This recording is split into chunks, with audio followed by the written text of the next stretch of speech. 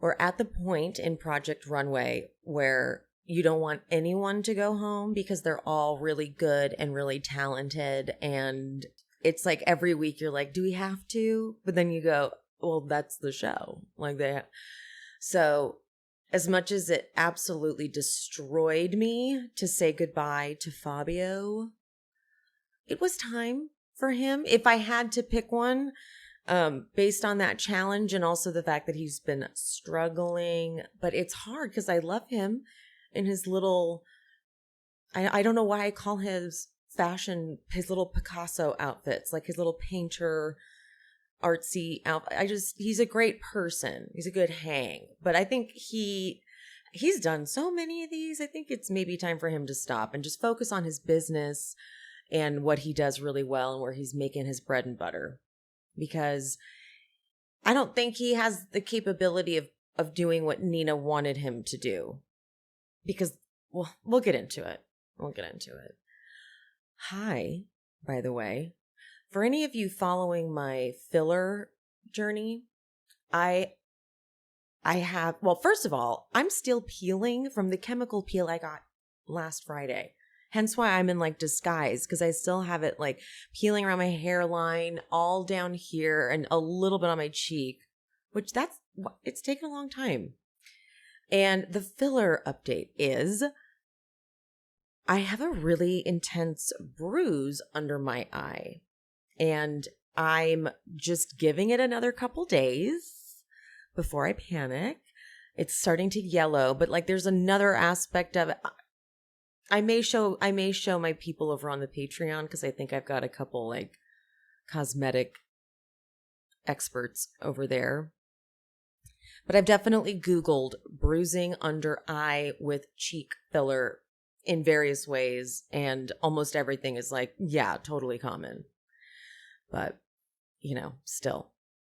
So, FYI, very much still in the healing process. I don't know how people do this stuff frequently. You gotta, it's like when Ramona was at the Roni reunion and they had to switch couches, season 10, because there was a big bruise. And okay, that's it. There it is. Gotta really time this shit properly, Shall we just go right into this episode? And if you're watching on YouTube, I don't want to say I was challenged to do this, but they requested and it mentioned that it would be nice to add clips or pictures of the designs from the challenge. And I'm happy to say that I took that challenge. I said, I shall. It's a lot of extra work, but I'm going to do it. But I'm going to do it for you guys. So if you're watching on YouTube, enjoy. All right, let's get into this. Here at She Speaks Bravo, we believe that bravotv is a great form of self-care and therapy. I mean, look at me. I've been using it for over a decade, and I'm a complete mess. What is this, honey? I love that. I'm Emily. Every week, I recap the latest episodes of your favorite Bravo shows, from Housewives to Vanderpump Rules. We need to get more cosmopolitan. So if you're not already subscribed, get subscribed and hit that notification bell so you never miss an episode. Fabio is trying so hard to take in the notes about not being safe and pushing it. And I could just tell with the way he was processing it that he just doesn't get it. Like he thought he was pushing it. He thought that was risky for him. And I knew it wasn't going to go well. In my bones, I was like, he's going to fuck up. He's going to, it's like you can't teach someone something like that if it's just not in their aesthetic. And I could tell he was clueless as to how to take his work and push it, The challenge is high fashion look, showcasing couture-like undergarments, because apparently it is all the rage, undergarments being outerwear garments. Gucci, Balenciaga, Tom Brown, all those people. It is a one-day challenge, which blows my mind.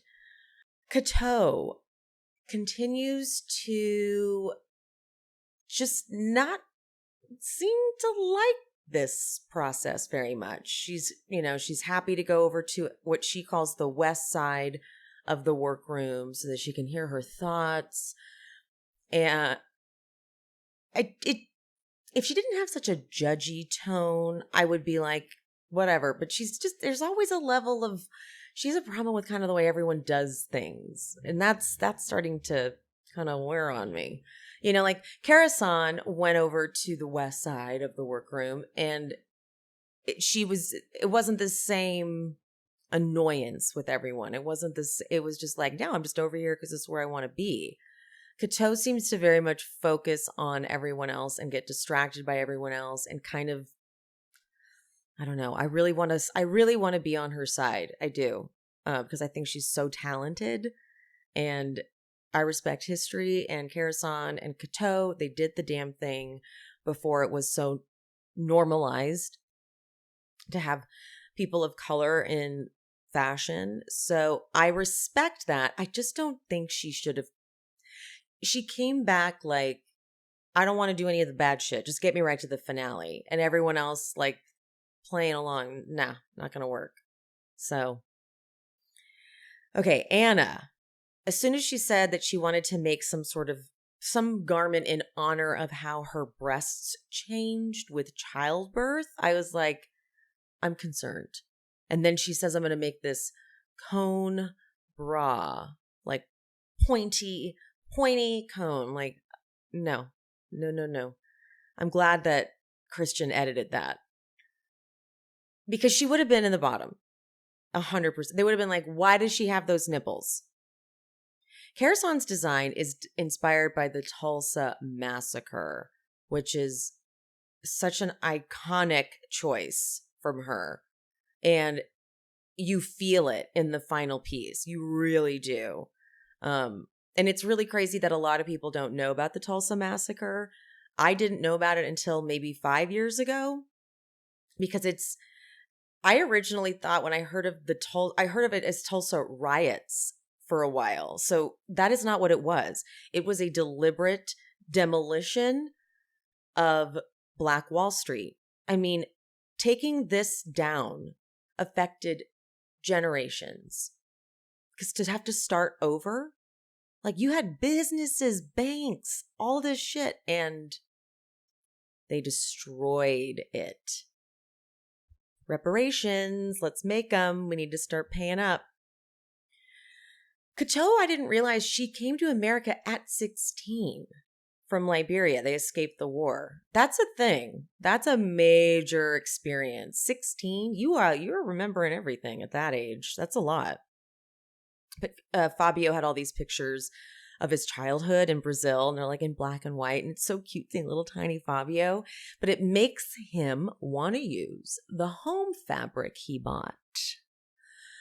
And I was like, okay, okay. I just didn't get the choice. It looked like a shower curtain. And I kept thinking, maybe is he talking about something else that he's got on that mannequin?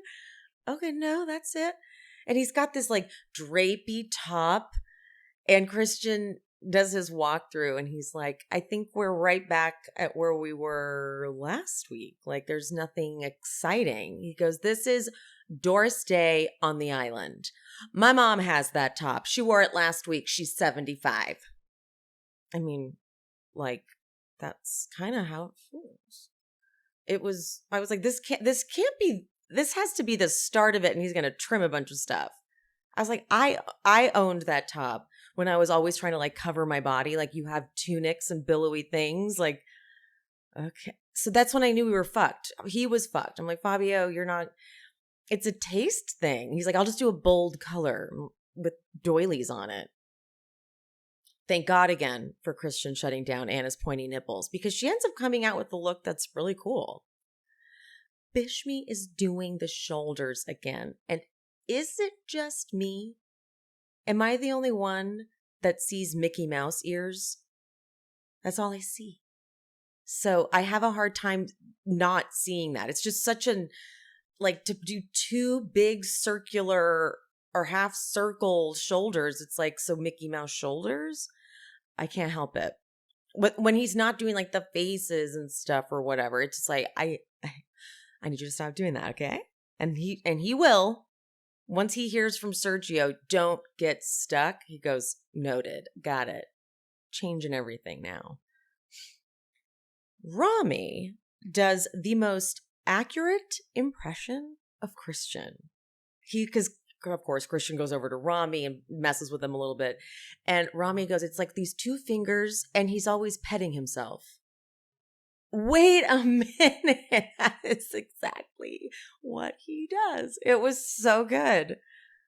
I love that Karasan has a sketch and it's such a big deal. Like everyone cheers. Everyone is excited. And what a sketch. What a look. We will get to that because that design was everything. He says, even Christian, when they're doing the model fitting, he's like, I love the garters underneath. Like, I love them. Like, living. And then Karasan, again, I'm not a fashionista, so when she says she's going to pleat the entire thing, Christian's like, you have 6.5 hours total. So he says something like pleating at the top and then do bishop sleeves or something. Whatever he said was clearly a great note because when her look came out as it was, Sergio was like, there's no way she did that in 12 hours. And this is where like me not having that eye for designing and knowing how it's done, I kind of get lost there because I'm like, oh, I just don't know what goes into it. And they all look like they're doing impossible things to me. Sewing a fucking button looks impossible to me. So I kind of wish I had more, but I'm assuming that pleating, you have to gather it perfectly. It's probably one of those tedious tasks designers do. Like when they decide to go for that, it's like, oh, I'm going to pleat this for hours. So I can see how it's an intricate choice, but she executes it like it's delicious. I want it. Oh, Fabio is fitting his model. And already I'm like, what is the shorts? What is the top? What are we looking at? And then he just drapes some piece of orange fabric over the shoulders. So it's like drapey capey with a crisscross corset thing. Because remember, Christian was like, this, you can't do like a little tunic top. And then these shorts made out of a shower curtain. And Fabio is spiraling. He even says, he's like, this is psychological damage. And I just knew. I'm like, if this is what you're going for, the shorts, I don't get it. I don't understand. The whole workroom starts to lose it though. One day challenges, man, it's too much. It is too much. But Kato, she's got to throw out her entire top and start over. That's a lot. Anna is working the next day. I couldn't tell what she said. Did she say the shirt she was wearing was getting in the way? Because for whatever reason, she is working with her top off. And it's not like something people seem comfortable with. Everybody's commenting on it. And even her model's like, okay, cool. So thanks, Anna. I think she did this on her season too, if I vaguely remember that happening. The guest judges, Sergio Hudson and Paulina Boriskova, who is, what great judges. I was like kind of happy Nina wasn't there. It was nice to have a break from that energy and have Sergio. Like, is he not amazing? Oh my God, love him the most. Designers. We always concern ourselves with aging in the face, but let's not forget the hair. We must take very special care of our hair. It's the new skincare. If you are not using satin pillowcases, trust me, not only does it save your hair, but it also saves you from wrinkles. That is why I've been using Kitsch for maybe 6 years now. Whatever your budget, your skin type, your hair type, Kitsch believes that you deserve little indulgences at affordable prices, morning, noon, and night. Kitsch is a female-founded, self-funded company that started in 2010, and they sold hair ties door to door. They hustled, and now they're carried in over 20,000 retail locations. Kitsch's bestsellers, which is how I got into Kitsch, are their satin pillowcases. They also make satin caps and eye masks, and the satin is vegan and cruelty-free. And they are so vital for your hair and skin while you sleep. You gotta protect and prevent. They also have heatless satin curling rollers, so say goodbye to heat damage. These are the original, the OG, and still the best heatless curlers. Don't settle for knockoffs. Get the ones that started the craze. Kitsch also has rice water bars that could help with overall hair growth and density, and rosemary scalp oil. That helps with scalp health and hair strength from the root to the tip, and they have so much more. Right now, Kitsch is offering you 30% off your entire order at mykitsch.com/shespeaks. That's right, 30% off anything and everything at mykitsch, spelled mykitsch.com/shespeaks. One more time, mykitsch.com/shespeaks for 30% off your order. Designers. Have you ever been on a hunt for your new perfect doctor? The doctor that hears you, listens to you, makes you feel comfortable, honors your concerns. So you're asking everyone for a rec, but then of course they're not in your network and it's just a whole hassle. Well, wipe those tears away, put away the ice cream, and head over to ZocDoc to find and book the doctor who is right for you and takes your insurance. ZocDoc is a free app where you can find amazing doctors and book appointments online. We're talking about booking appointments with thousands of top-rated patient-reviewed doctors and specialists.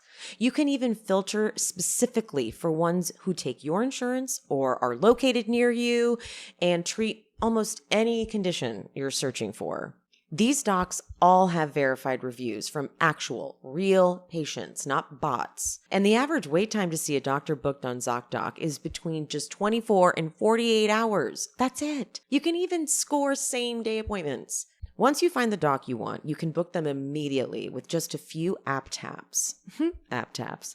No more waiting awkwardly on hold with a receptionist who's kind of rude. I use ZocDoc for my dad, who just moved back here from Florida and needed a general practitioner. Super easy. ZocDoc, put in his insurance, put in general practitioner, searched within a certain radius of where we are, and boom, he has an appointment on Friday. Go to ZocDoc.com/shespeaks and download the ZocDoc app for free. Then find and book a top-rated doctor today. That's ZocDoc.com/shespeaks. ZocDoc.com/shespeaks. Make it work. Make it work. Make it work. Here is where we're going to get to the runway look. So what I'm going to do is refer to I screen grabbed the whole thing, and I'm going to be playing it somewhere. I'm not sure exactly where on the screen I'll play it if you're watching on YouTube. Project's look, overall, as like an overall vibe, I dug it, but I didn't fully understand the corset. It didn't, to me, I agreed with Brandon that it was a little, that was the weakest piece. But overall, the combination of the things was like, yeah, no, this is cool. And I kind of wished that the model had kept the jacket on for more of it, because the whole look together is what's cool. The corset's actually the weakest part, in my opinion. Kato's look? Ooh, honey. It was unfinished. It looked like two doilies were stuck on the boobs with some like orange fabric to keep it together. It was definitely unfinished. All right. Mimi rocked Bishmi's look. Rocked it. But I was right there with them when it's like, you would have been in the top had you not done the shoulders. Because all I see are Mickey Mouse ears. But it's a sexy, hot, that undergarment, the bra with the high neck crisscrossing at the top and then the pulling of the white thing out and then Mimi bites it. Ooh, yes. It was sexy as hell. Next up, we have the Fabio look. What in the hell is it?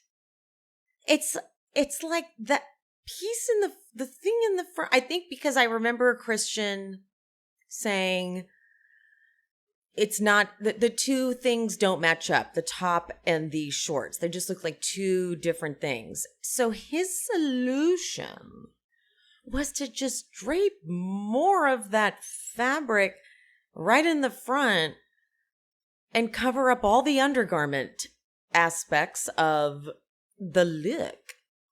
So no. His model, though, when the model drops the shawl, I like Brandon panicking. Like, can someone pick it up off the thing? And I was also like, where's like the PA to do that? Like, that should have been, someone should have already been out there grabbing it. Karasan's comes out. And it was like my eyes could not process the perfection. It was otherworldly. Like, look at this beautiful fitting bra. And then this chicness of the upper of the, and I love Sergio going, I do not believe I need you to, you're going to have to show me the tape because there is no way she did that. Look at the detail on it. There's just a hint of feathers and sequins, not too much because that would have been costume. It is so hard to do a look inspired by a time period and not have it look like a costume. I see why people can't figure that out easily because it's like, it's a nod to it. It's inspired, which is like, how the hell do you do that? So, but oh my God, perfection. Anna's is cool. I'm not gonna lie. I thought Anna's was sexy the way it fit his body and the cutouts on the hip. And I thought the headpiece was really cool and chic. I have nothing bad to say about it. Brittany's was innovative, in my opinion. I was kind of bummed that I would have swapped Project for Brittany as the top designs, just because it was so unique. This top it's athleisure mixed with total ready to wear. It's exactly what she's going for. I like that Brittany is finding her signature and like her mission, because I thought this was dope. So great. I wish it had been in the top. Next up, we have, I've never done this, but I'm literally like looking at footage while I'm going through it. But it does help. Rami's look, I think this must look better in person. I think that there's detail on it that's metallic looking, and I feel it just probably doesn't read well on camera. But I think in person, under those lights, it must have looked cooler. It is a gorgeous piece. I'm not denying that. That throws me off. It looks kind of cheap, but I bet it doesn't look like that in real life. Oh no, Laurence's is next. Oh God. Okay, look though, it's a dope suit. It fits him cool. I don't love the vest thing underneath though. I think that doesn't quite make sense. Why not just have him have nothing on his waist and think of how cool this look would have been? This look would have been dope if he had nothing across the stomach. Like, it's a gorgeous color. Like, it's a sexy color. It looks so good on him. And then she puts this, and it just looks like a piece of fabric with the intention of covering his abs. And I said, why? Why? So, okay, that was it. That was the last of it. So now for the judges. Anna, Brittany, and Bishmi are safe. And like I said, they go, Bishmi, you would have been in the top. You gotta change the shoulders. And Sergio says you need to be open to allowing your signature to change over time. Don't get stuck. Preach. Top look is one of the top looks, Rami. Brandon is impressed by the craftsmanship of the skirt. Very little puckering, which is exactly what Christian warned him about. Like, you need to make that flawless. Puckering. We hate puckering around here. We do. It feels effortless for Elaine. And then when she said that, I was like, okay, yeah, there's no underwire. I guess it does have an effortless look. I think, again, this must read a lot cooler in person. Bottom look, Fabio. I wrote, oh my God, Paulina says the fabric looks like a shower curtain too. Because it did. Sergio is like, lose that stomach piece. Why the shawl? That's what I wanted to ask. There's truly no need for the shawl. You've got shorts and it's like kind of, it just looks like an afterthought because it's just over his shoulders. I don't blame him for that. Model was like, get this off. It doesn't make sense. The shawl doesn't, stop trying to make the shawl happen, you know? Top look is Project, 4th time in the top. Paulina calls it a true original, which I will give. That's absolutely. And Elaine comments on he's giving them a lot of look and a lot of things he's already done before, but he understands how to remix it, which is a good note. Very true. It's like that's the mark of a good designer, I think, right? Sergio says that this is what happens when styling goes right. It spoke to an urban sensibility, but back to a high fashion sensibility. I loved his notes. I would love to have him back more often. I don't need to get rid of Nina. Nina can stay, but like it was nice. He had such a respect for the show and the contestants, and I just loved his feedback. Brandon makes the point of, okay, the undergarment piece like was not the strongest part, so therefore this design actually wasn't one of my favorites. However, the next top look is Karasan's. And Sergio, I posted this on my Instagram. The moment where Karasan explains the inspiration, and she says it's the Tulsa Massacre mixed with, and Sergio, when she's done, goes, ugh. That's how, like, that is the expression I like to give. Like, oh my God, that's so fabulous. It's so fantastic. Elaine says it's in a league of its own. It was that moment on Project Runway that only Project Runway can give you where you're like, this is art. This is fucking art, you guys. Bottom look is Laurent's. Brandon says, this undergarment aspect looks like an afterthought. Was it an afterthought? And she just goes, no, it wasn't.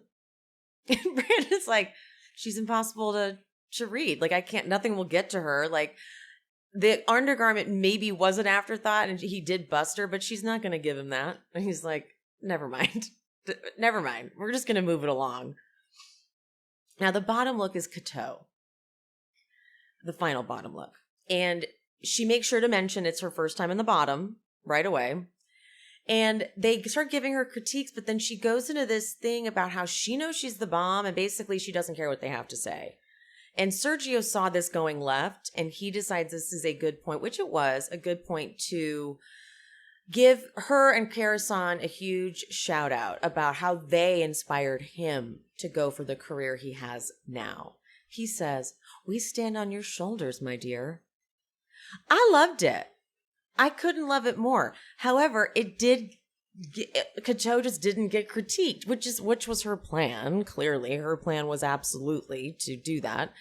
And Cateau points out there are 5 Black designers in the competition, most representation in Project Runway history. And I didn't even think of that, but wow, that's so true. If I were to pick the 3 that I want in the finale to show a collection, as of right now, it would be Bishmi, Karasan, and Project. And I didn't even realize, I'm like, oh my God, they are all Black. Well done. However, I got to say something. I was over on a podcast called Always Looking Up. And the host is a little person. And she brought me on. We just recorded this yesterday. And she has an issue. And I think we should help raise the awareness here. They don't do a disability challenge, like people with disabilities. They just did it one time. She said, I can't remember what season she said it was, but they've not done it again. And they're all about inclusion and representation, yet they never have to do any challenge for anybody with any type of disability. Like if someone's in a wheelchair, how do you design for that? And I thought that was important because if this was any other, quote, marginalized group, we'd be up in arms about it. But the disability community is like, we try all the time to get heard and we get ignored. So I think it would be a really easy fix for Project Runway once a season to always do a challenge where they design for differently abled people. It would start the conversation. At first we were talking about how maybe there should just be a model that has a disability just as one of the models. And I think that would be a little too extreme right away. But eventually, if you do a differently able challenge once a season, then by season 2, 3 of doing it, you're like, I'm a little more comfortable with it. And designers start to know, if I'm going on Project Runway, this challenge will come up. And let's get the fucking word out there. It's not hard. Do one challenge, problem solved, figure it out. One challenge a season should be that. Stay consistent, stay true to the concept of inclusivity and all that stuff. It was a really cool episode. I don't know if it's up yet, but always looking up. The winners, duh. The winner is Karasan. Okay, 100%. Absolutely. Out is Fabio, and I think I think this should be his last run on Project Runway. He's already so successful. You could tell he knows he's good at what he does in his world, and I get why he wants to do these competitions because, hello, like you win money, but I don't think he's got it in him anymore. He felt burnt out. That's what it was. He felt burnt out, exhausted. I can only imagine however many number of times he's done this show, that's exhausting. You know, knowing the formula, knowing like, okay, this is what we're going to do this challenge, this is what we're going to do here, this is when we're halfway. It's a tedious tasking thing. And if he just wants to get to the finale, you can't rush there. That's what I'm getting from Laurence and from Cateau. They just want to get to the finale. It's like, you got to earn your place there, though. Someone goes home every week, which is challenging to deal with and process because it's crazy. But still, you know? Cateau gets off the stage as she's walking out, and she asks to hug Sergio. And she's like, I'm so proud of you, baby. I just think there's an entitlement to her energy. But the reason is I don't see it in Karasan as much. But who am I to say a Black woman is entitled? Like, shouldn't they be? So, but I don't know. It's like she doesn't want to, there's not she doesn't really feel gracious or appreciative or grateful is the word. Maybe that's the problem I'm having. Because I love her designs, except for this week, but everyone has a bad week. I'm wondering if her journey this season is going to humble herself a little bit. She just feels like she's got a chip on her shoulder from not winning her season, which fair. So again, she's just trying to fast track to get to the part where she can show a collection. And that's the hard part about Project Runway is every week there's a challenge and it could be ridiculous. Something that you'll never need to do, you know? Like the unconventional challenge. No one's going to be asking them to design a dress from toys in real life. But anyway, I hope I'm not insulting her. I'm trying to explain the experience I have with her. Anyway, for some reason, Brandon is the one who tells Fabio to pack up his workroom. Brandon's there. Brandon is like their go-to. I feel like he's like the production favorite. They love Brandon. He'll do whatever we need. Christian had to be whisked away to do something, and Brandon's like, I can do it all. I love Brandon. For the record, I love him. He's such a little teddy bear, and he gives great critiques, but it doesn't feel attacking. Like there's no snark, as opposed to like Michael Kors or Zach Posen, who were snark queens. And as much as it would, when I would watch Michael Kors be a little dick, I'd be like, oh, I fucking. But it's iconic, and so is Zach Posen. And so, okay, did you guys ever? I don't know how many seasons they did it for, but when the judges would deliberate and bring out the designs on the models. Like the models would come out wearing the designs and they'd be looking at the clothes up close. I really like that because then I wanted that for Karasan's outfit. That's actually all. I was like, I want them to go through the sleeves and explain why that took a long time. And I wanted to see that. I wanted to see everything about it. What did Paulina say? I think I wrote it down. Paulina said about Karasan's look, hold on, let me find it. She said it felt like I was looking at a movie star and got X-ray vision and could see through her dress. It was incredibly titillating. Titillating is the best word for that. And also, isn't titillating one of the best words, period? Titillate.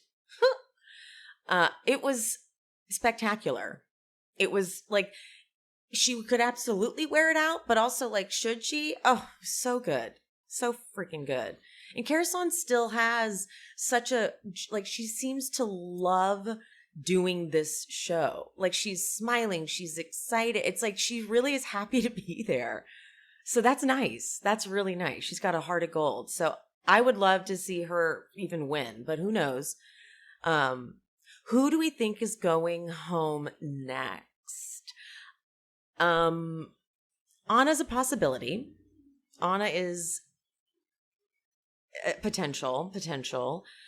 Rami, I feel like Rami was always a little bit, you know what, Rami like peaked in like the 90s, early 2000s, and I feel like he still has that energy. Like he's a little dated, you know, and I want so badly to love him more, but I feel like he's just a little hasn't quite caught up. He's not innovative, you know? So either of them. How would I feel if Laurence went home? If Laurence is in the bottom again because of just like not really caring, it's sort of only fair. And I love her, but it gets to a point where I'm like, now you're just taking a spot away from someone, and that's not cool, you know? But loving this season, absolutely obsessed. Who do you guys want to see in the top 3 finale? Who are your front runners? Let me know. If you're watching on YouTube, let me know in the comments. And if you're watching on the Patreon or listening on the Patreon, hey, drop the comments on the episode. Anyway, I think that's it, right? Yeah, we got it all. All right, guys. I love you. Mean it. And I'll see you next time. Bye. I hope you guys enjoyed the show. If you did, would you mind leaving me a 5-star rating and review on whatever platform you are listening?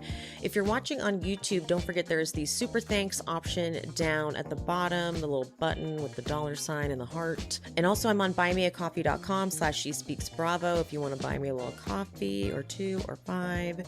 And my Patreon, that is where I'm covering all of the classic Bravo jams. If you want to follow me over there and subscribe, link is in the description. And follow me on Instagram and TikTok at She Speaks Bravo. And whoever the guest was for today, all their information is always in the episode description. So if you want to follow them and check them out, check there for the info. And any of the sponsor codes that I mentioned in this episode will also be in the description. I love you guys. Thank you so much. I appreciate you. And I'll see you next time. Bye.